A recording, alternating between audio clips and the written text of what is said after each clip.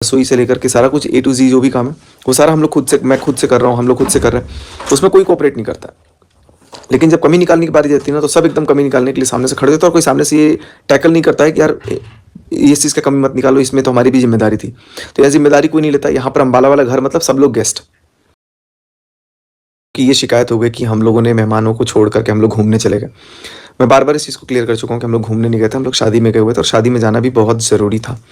इसलिए ज़रूरी था क्योंकि वो भी हमारे यहाँ आए हुए थे, और वो हमारा एक मतलब फ़र्ज था वैसे भी।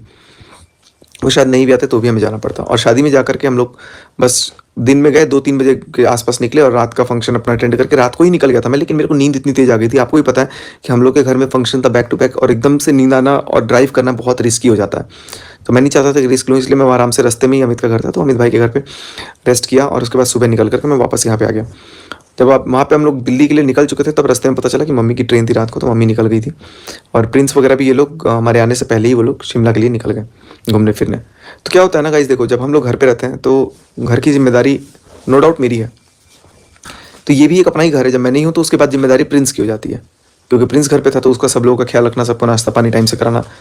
लेकिन अभी इससे पहले मैं पहुँचता वो भी निकल गया, तो लोगों की सारी राधे राधे एवरीवन। सो आप लोगों ने सुना कि जो हमारे लप्पू भैया जी हैं वो रंजना एंड जो प्रिंस है उनको डायरेक्ट वो टारगेट कर रहे हैं। जी हाँ, अपनी गलती का जो पिटारा है ना वो उनके मत्थे जड़ दे रहे हैं, क्योंकि इनकी शुरू से आदत है।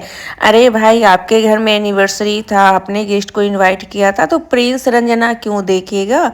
आप ही बाद में चले जाते। जरूरी नहीं है कि जो आपके यहाँ एनिवर्सरी में आए हैं वो आप उनके यहाँ आपको जाना है, क्योंकि जो आपके यहाँ एनिवर्सरी में आए थे उनको भी पता था कि आपके घर में गेस्ट भरे पड़े हैं, तो आप बाद में भी मिल सकते थे। और ठीक है, उनके यहाँ एनिवर्सरी में गए तो आप बाहर का क्यों प्लान बना लिए, लेकिन आपको तो यहाँ हनीमून की पड़ी हुई, तो ये तो एकदम बिल्कुल ही बेवकूफ़ी है।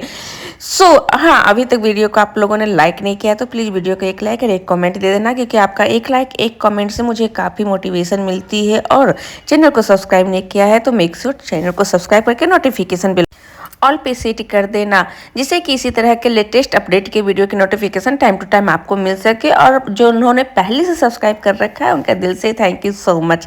तो ये लप्पू भैया जो है उनकी शुरू से ही आदत है कि अपनी गलती कभी एक्सेप्ट नहीं करते हैं और दूसरों के मत्थे पड़ते हैं। तो सही बात है, आज यदि प्रिंस रंजना घर में रुक के सारे गेस्ट को देख लेते और कल में उसमें कोई कमी निकलती तो उसमें भी वो बेचारा जाते, और अभी वो चले गए तो उसमें भी जाते। तो ये लप्पू भैया जो है ना प्रिंस रंजना के मत्थे अपनी गलती को मर रहे हैं। तो आप लोग का क्या कहना है, अपना ओपिनियन मेरे कमेंट सेक्शन में दीजिएगा।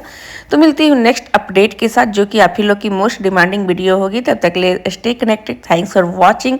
Please do like and subscribe to my YouTube channel.